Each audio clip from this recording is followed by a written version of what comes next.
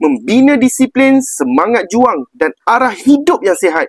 Sayangnya segala usaha ini seolah-olah dipandang enteng dan dilayan seperti tidak bernilai hanya kerana keputusan tergesa-gesa yang menidakkan keringat penganjur dan juga para peserta. Kami tidak mahu lagi menteri yang hanya tahu bersolek depan kamera tapi kosong dalam jiwa untuk memahami denyut nadi anak muda sekarang. Maka cukup-cukuplah, tukar je lah menteri sekarang ni. Tukar kepada seorang yang benar-benar faham denyut nadi belia Malaysia. Bukan menteri wanita yang sekadar hadir sebagai simbol. Bukan hanya menteri yang pandai membaca teks tapi tiada prinsip, tiada pendirian dan tidak memahami aspirasi golongan anak muda. Anak muda bukan boneka. Kami semua ada suara, kami ada cita-cita dan kami perlukan pemimpin yang bergerak bersama dengan kami. Bukan yang menolak kami ke tepi dengan keputusan bodoh yang tidak masuk akal ni. Okey guys,